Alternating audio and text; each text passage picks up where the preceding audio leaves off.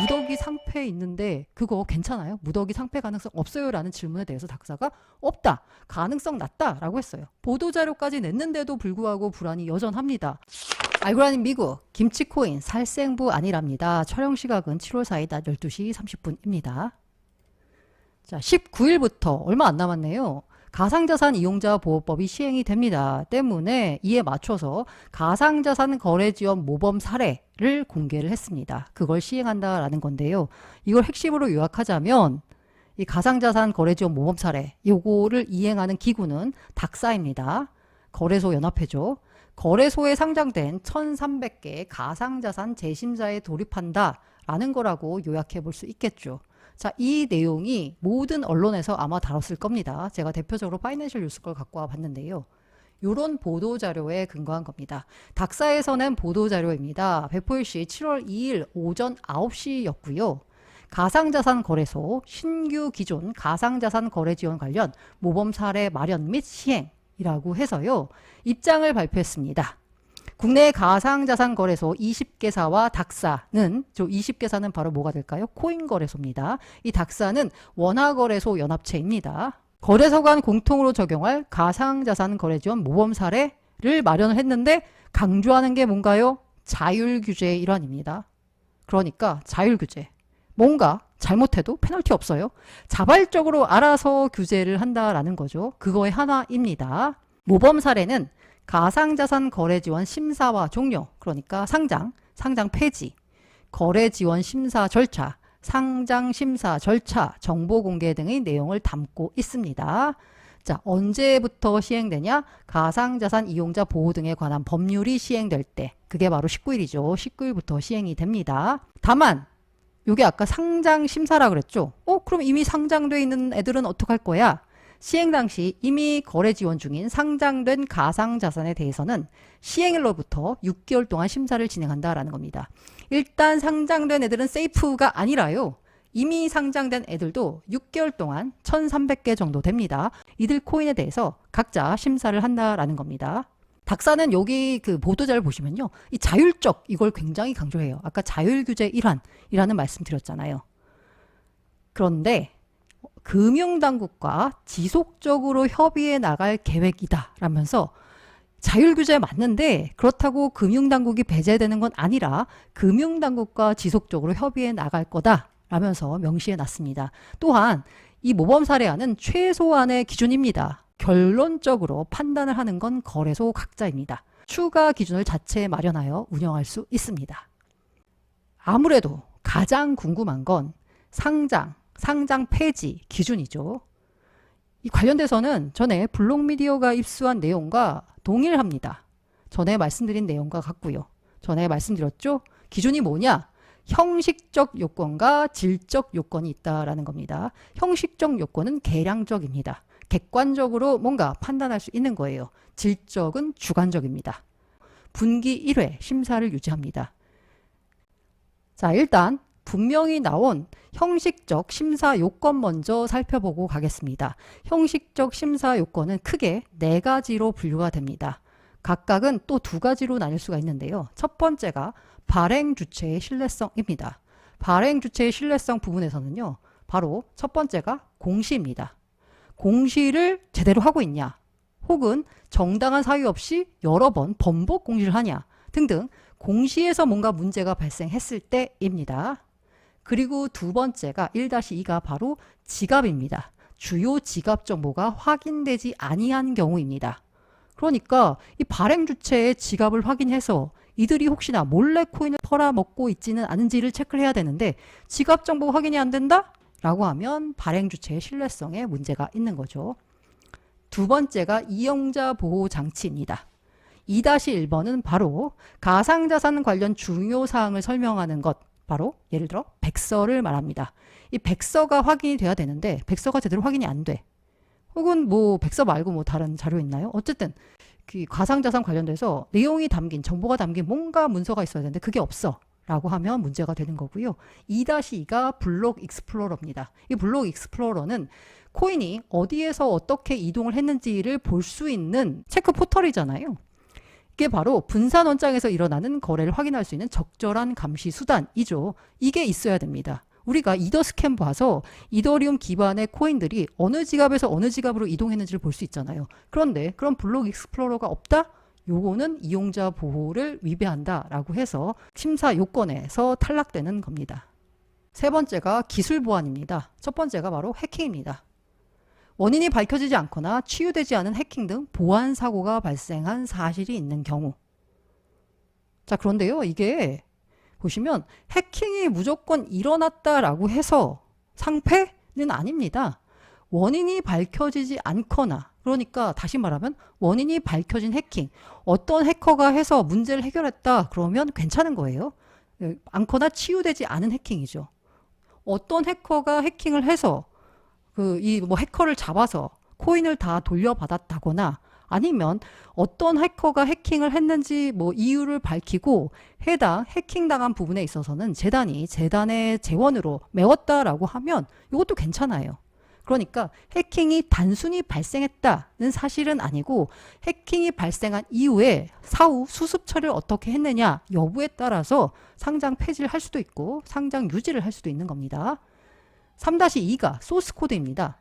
분산 원장에 내재된 토큰 스마트 컨트랙트 소스 코드가 확인되지 않거나, 뭔가 중요한 사건에 대해 이벤트 함수가 적절하게 설정되어 있지 않은 경우, 예를 들어서 어떤 코드에다가 심어놔요.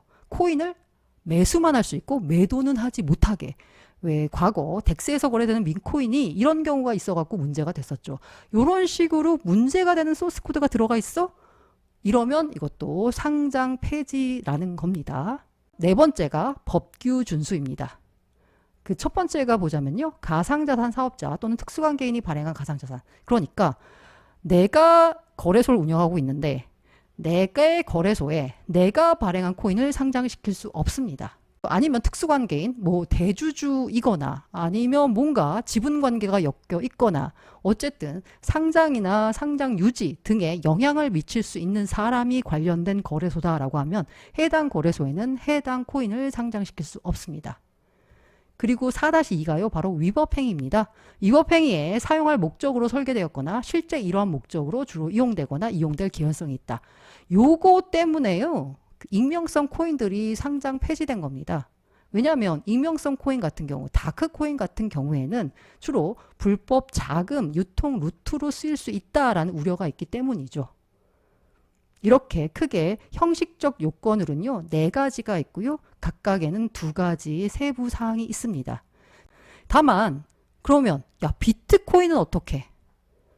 비트코인은 이게 뭔가 발행 주체가 누구야? 애매하잖아요. 그래서 모범 사례에 규정된 거래 지원 심사 요건은 특정 발행 주체가 있는 경우를 상정하고 있습니다.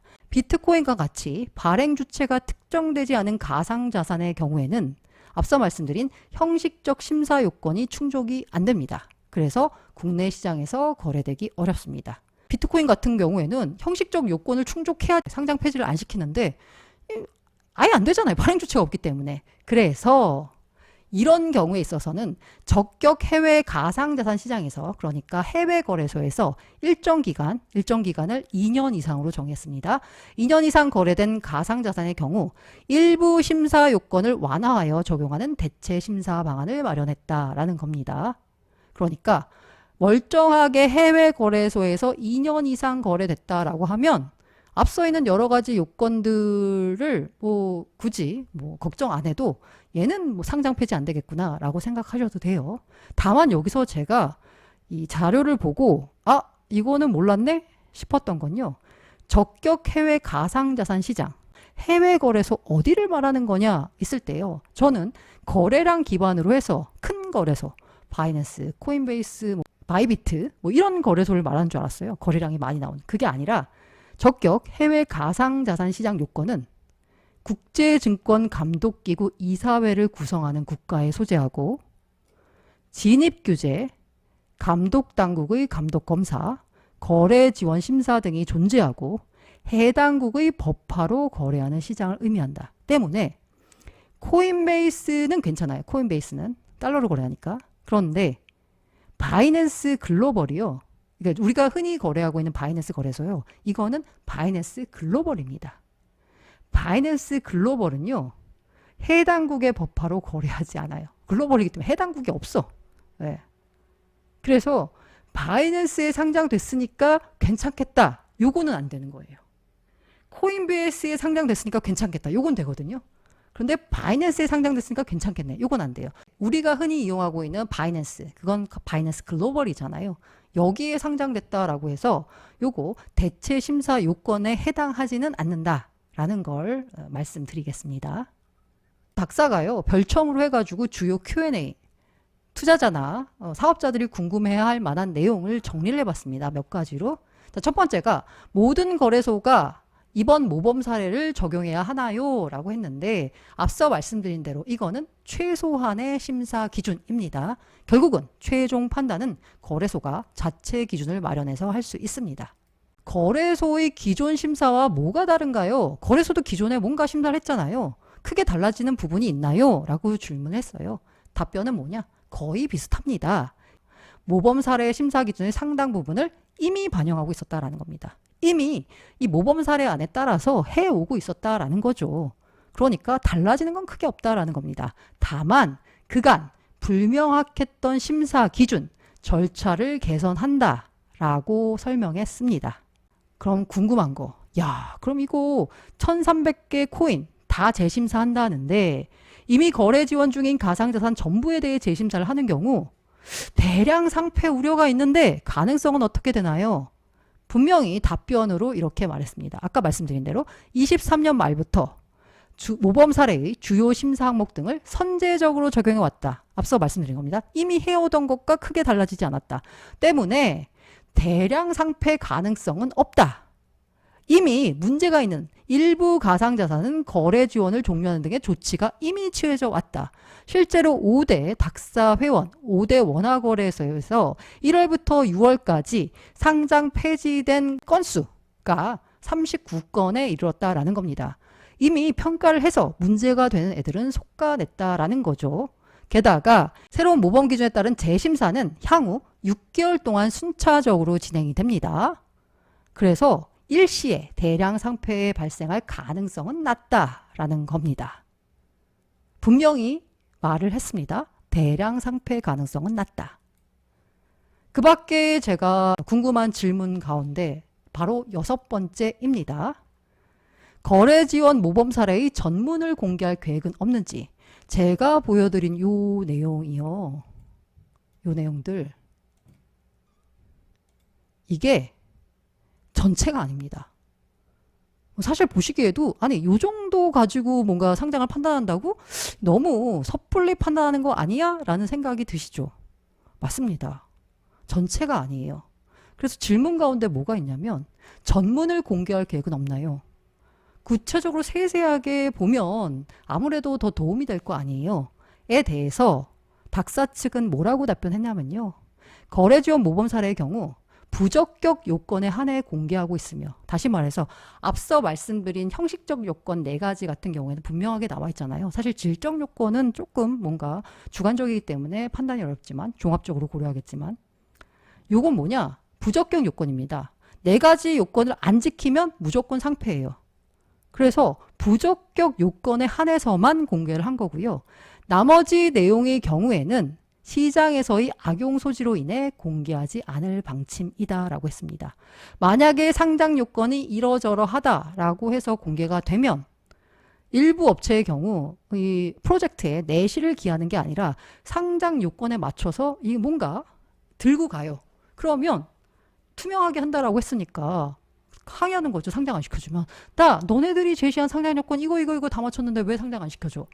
이런 식으로 할 수 있기 때문에 이 닥사 입장에서는 악용 소지로 인해 공개하지 않는다라고 하는데요.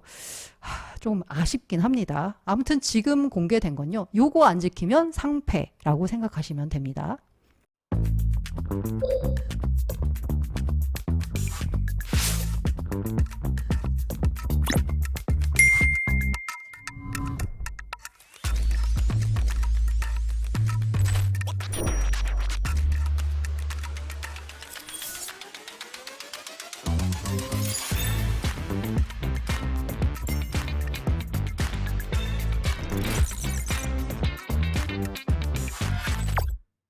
자, 관련돼 가지고 여러 가지 해석 기사들이 나왔습니다. 그 가운데 제가 살펴볼 몇 가지를 갖고 와봤는데요. 이투데이가 보도한 건데요. 이게 모범 사례안은 지금까지는 닥사끼리 모여가지고 뭔가 가이드라인 같은 걸 만들었는데 이번에는 코인 거래소도 포괄을 합니다. 그리고 앞서 말씀드렸듯 닥사는 바로 자율규제입니다. 자율규제라 강제력이 없습니다. 그래서 안 지켜도 그만입니다. 실제로 닥사는 자율규제와 관련한 마땅한 제재 권한이 없어 이번 모범 사례 역시 거래소들의 참여를 독려할 수밖에 없습니다. 다만 제가 자율규제라고 했지만 금융당국과 합의하에라고 분명히 말씀을 드렸잖아요. 우리나라에서는 왜 관치금융이라고 하고요. 창고지도라고 해서 명확하게 뭐가 나온 건 없는데 약간 금융당국의 뜻대로 금융회사가 움직이는 경우가 상당히 많습니다. 따라서 닥사가 자율규제 기구라 강제력이 없긴 하지만 금융당국에 만약에 안 지켜서 찍힌다?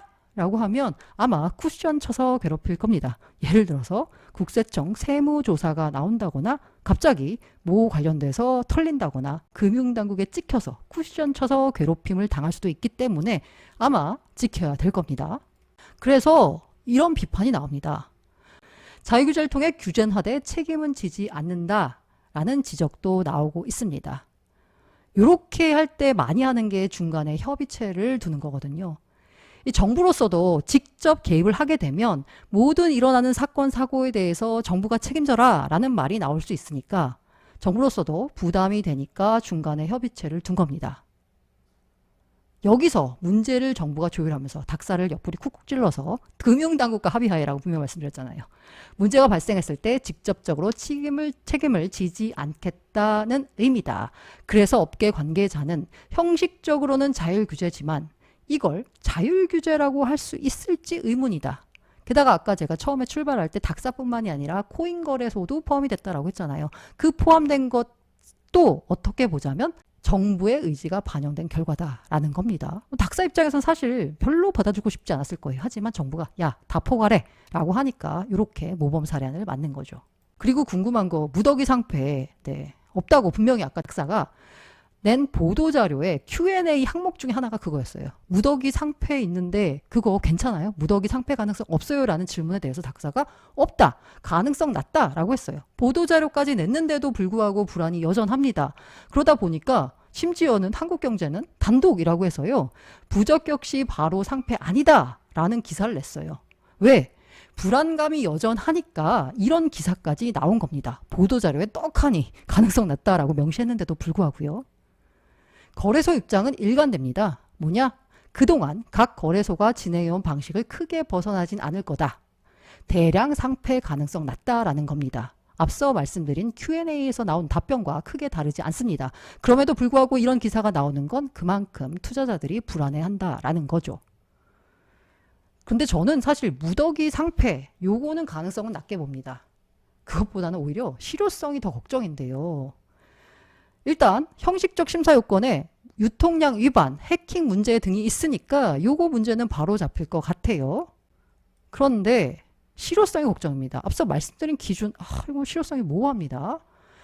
그리고 더 문제는 뭐냐면 전문은 공개할 수 없다. 악용 우려가 있기 때문에 라고 했는데 형식적 요건, 크게 보면 4가지에 대한 그러니까 반드시 지켜야 되는 이거 지키지 않으면 상패 요거 빼고는 공개가 안 됐어요.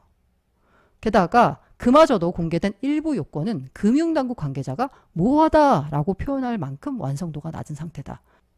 앞서 해킹이 발생한 경우 뭐 어쩌고저쩌고 했는데 원인이 밝혀지지 않거나 치유되지 않은 해킹 등 보안사고가 발생한 사실이 있는 경우. 자, 원인이 밝혀지지 않거나라고 했는데 해커가 어떤 방식으로 어디 부분을 공략해서 해킹을 했다라는 건 밝혔어요. 하지만 그 해당 해커는 특정할 수가 없어요. 자, 이거는 원인이 밝혀진 건가요? 아닌가요? 그 치유되지 않은 해킹이라고 했는데 과연 치유의 범위는 어디까지인가요? 해킹으로 인한 투자자들의 피해를 100% 보상했을 때 치유가 된 건가요? 아니면 재단이 할 수 있는 한 최선을 다해서 예를 들어서 뭐 절반만 물어줬다. 아니면 조건을 정해가지고 물어줬다. 이러면 치유가 된 건가요? 아닌 건가요? 모호하죠. 그래서 실효성 논란이 나오는 겁니다. 게다가 투명성 논란도 여전합니다. 어떤 코인이 상장되고 상폐되는지 전혀 알 수 없기 때문이다. 왜? 심사 아까 모범 사례안 전문 공개할 거냐? 그랬더니 아니다. 악용 우려가 있어서 못하겠다라고 했으니까 당연히 투명성 논란이 나올 수밖에 없죠. 무더기 상패 없다라고 하지만 투자자들 입장에서는 혹시나 내가 투자한 코인이 상장 폐지되지 않을까 걱정할 수밖에 없죠. 일단은 8가지, 크게 봐서는 4가지 형식적 심사 요건에 모두 충족되는지를 한번 따져보시면 좋을 것 같고요. 확률적으로 봤을 때 아무래도 상장 폐지 가능성이 높은 건 어떤 코인일까요? 예, 바로 단독 상장 코인입니다. 단독 상장 코인이 신경 쓰일 수밖에 없어요. 왜냐하면 여러 군데에서 거래가 되고 있으면 사실 여러 군데에서 중복 검증하는 거니까 그나마 상장 폐지될 확률이 적은 거죠. 왜? 여러 군데 상장된 만큼 이 코인은 뭔가 믿을 수 있는 코인이니까. 하지만 단독 상장 코인의 경우에는 해당 거래소의 판단에 따라 전적으로 상장된 거기 때문에 해당 거래소가 다시 들여다봤더니 뭔가 문제가 있는 것 같아 라고 하면 상장 폐지시킬 수 있는 거죠. 숫자로만 놓고 보자면 빗썸이 68개 단독 상장 코인이요. 6월 둘째 주 기준입니다. 업비트가 11개, 코인원이 68개, 코빗이 18개, 고팍스가 36개가 있습니다. 혹시라도 내가 단독 상장 코인을 들고 있다라고 하시면요. 혹시 형식적 심사 요건 4가지를 충족하고 있는지는 따져보시면 좋을 것 같습니다. 저는 생각하는 게 대량 상패는 없을 것 같습니다. 이 모범 사례안 시행 이후에요. 그런데 앞으로는 그렇게 되면 단독 상장은 아마 어려워지지 않을까라는 생각이 듭니다. 이것저것 따지고 나중에 분기마다 심사를 했을 때 문제가 발견되면 애초에 왜 이런 코인을 상장시켰냐에 대한 비판이 나올 수 있기 때문에 아무래도 눈치를 보면서 다른 데도 상장했으니까 우리도 하자 라는 측면이 많아질 거거든요. 그래서 심사가 엄격해지고 앞으로는 단독 상장이 어려워질 수 있지도 않을까라는 생각이 듭니다.